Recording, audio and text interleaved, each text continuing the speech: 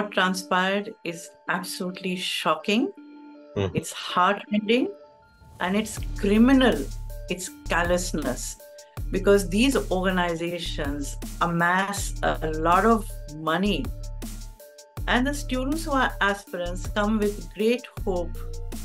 The parents invest in ensuring that their hopes and dreams are realized, but that callousness is shocking. And I would say that it's a wake-up call for everybody. Minimal requirements, Mm. and these requirements are in any way violated, there's some kind of punitive action that has to be there. These kids have come far away from home. Mhm. Now, I found when students go to study in top institutions, say in US, Canada, UK, Singapore, Mhm. the universities there take it upon themselves to advise students where they can stay. Area-wise monitoring should happen, just like you have police stations which are there area-wise. So there should be monitoring systems area-wise. Hello and welcome to this special broadcast on One India as the unfortunate deaths of three UPSC aspirants rocked not just the country but also shook up the consciousness of every individual in the country.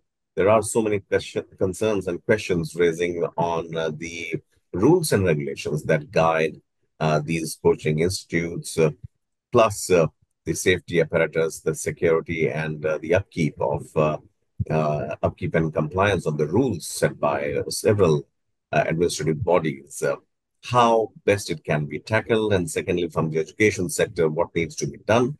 To discuss that further, we are joined by Dr. Amrita Das, founder and director, Institute for Career Studies, also known as ICS. Dr. Das, thank you so much for speaking to One India. I'm delighted to be with One India because you're doing really wonderful work in creating awareness for the benefit and well-being of all. These are very important aspects that you're looking into.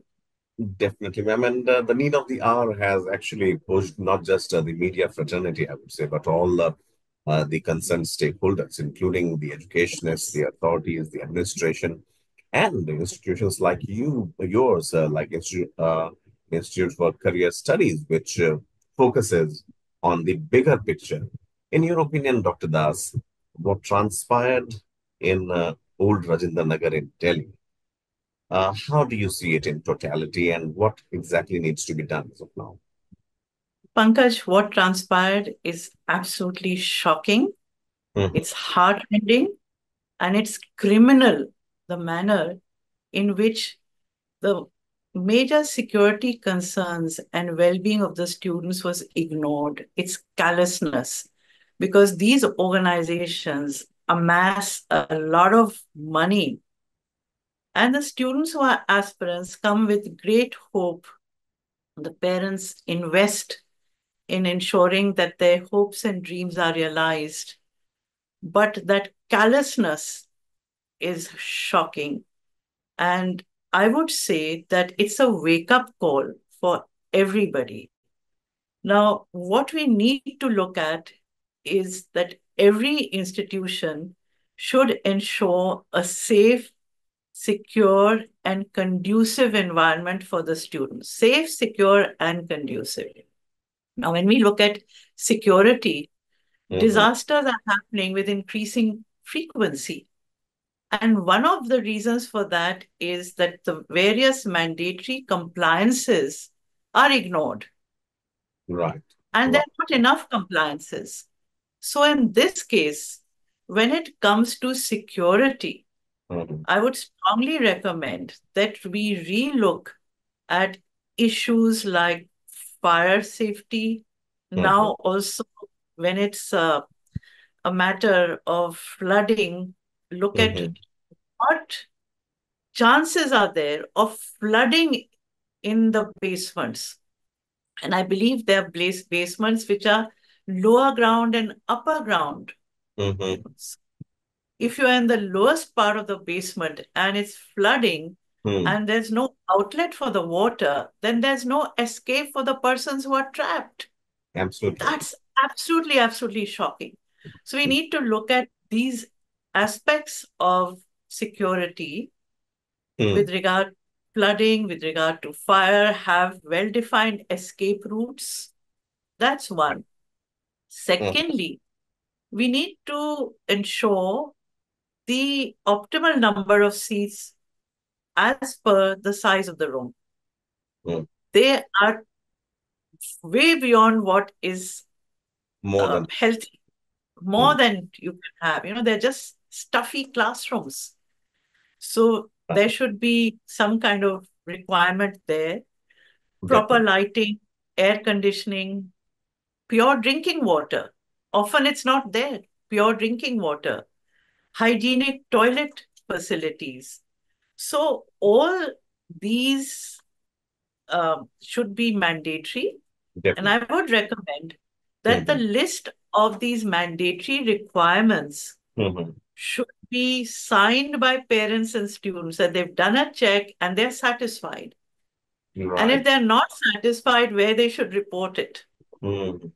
So I think this is a very, very important area where everybody is aware of Hmm. the mandatory requirements for the safety, security, and well-being of the students. Absolutely, Dr. Das. There are so many aspects to it. While you were conversing and putting uh, these pointers out, uh, Yes. since we covered this unfortunate incident from the ground, we spoke to, I guess, more than 500 students who are protesting there. And you're right. When we talk about basic amenities like clean drinking water, toilet facilities, air ventilated rooms, not stuffed rooms, and not jam-packed.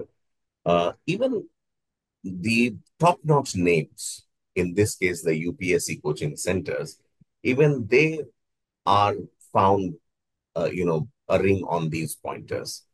Many said that when they go there for admission, they will offer you juice, they will offer you water, cold drinking water. But after that, once they enter the classrooms, then you have to take permission even to take a toilet break. So, such is the inhumane condition at times. In your opinion, ma'am, because we also gathered it's a vicious cycle of demand and supply. If you or your kid doesn't go, or my kid doesn't go to that class saying this is not apt for me, maybe someone else will go. So the compliance factor comes in. What in what ways do you think that these institutions of higher learnings and coaching centers can be made accountable to the students or the parents in general? They can be made accountable once there's this list mandated as a Mhm. minimal requirements. Mhm. And if these requirements are in any way violated, there's some kind of punitive action that has to be there. Yes. Also, I agree that if I don't join, somebody else will come in. But Mhm. in this case, if there are these requirements which are mandatory, for instance, if you cannot have more than 80 students in a class, Right. start a second batch or a third batch. So I think that is Mhm. important. Right. I also feel that there should be medical emergency facilities. So there Absolutely. should be lists of doctors who can be called, ambulances that can be called. That also is the responsibility of Mhm. institutes which have these students all day long. So the medical factor needs to be looked at. And one more, Mhm. these kids have come far away from home. Mhm. Now, I found when students go to study in top institutions, say in US, Canada, UK, Singapore, Mhm. the universities there take it upon themselves to advise students where they can stay, and they have Yes. looked at accommodations which are safe for the students. So I Mhm. think our responsibility extends beyond the classroom to Absolutely. ensure the well-being of students and to actually see what would be a safe place for them to stay in during their presence in Yes. that particular teaching. Accommodation was almost, if not bigger, ma'am, almost an equal concern of the students, apart from the safety and upkeep of the buildings by MCD or Yes, by the concerned institutions. And if you talk about, say, Mukherjee Nagar, Patel Nagar, Old Rajendra Nagar, which are almost synonymous to, cracking IAS examinations, UPSC Yes. Yes. examinations, then accommodation, ma'am, is something that definitely needs a closer look. We spoke to property dealers also, but that's a very concerning but a different aspect. I wanted to know from you, ma'am, that the government has taken note of it. Drishti IS came up with a uh, statement saying that we need to have a bigger and a better plan for it. Uh, Yes. a panel also, I think, is now has now started to look into it. What recommendations do you think should be given from their side, or if you can share what is needed from the government side in order to make it uniform? From the government side, we need those Mhm, requirements to be specified. mhm, And the requirements to be specified would relate to, first of all, security.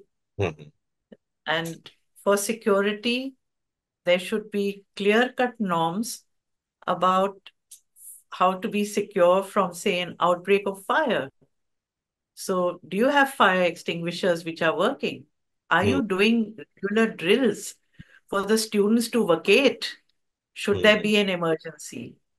So, normally in such buildings, there's always an exit which is created for people to escape, which could be a removable window frame. So, do you mhm. have that? In case of Yes. flooding, how are you going to deal with it? So, are you doing regular checks on the drainage system? Mhm, So, mhm. that is important. The drainage system in and around that particular building. In Hmm, hmm, addition to that, norms of the size of the classroom, the air conditioning, so that it's not stuffy, so it's not full of carbon dioxide, clean drinking water, toilet facilities, all of this should be done, and it's not something that will cost the earth. You just have to absolutely. take care of the basic requirements. Then, Right. doctor and call, medical facilities, Hmm, because students are there from across the country. They're not close to their families or homes.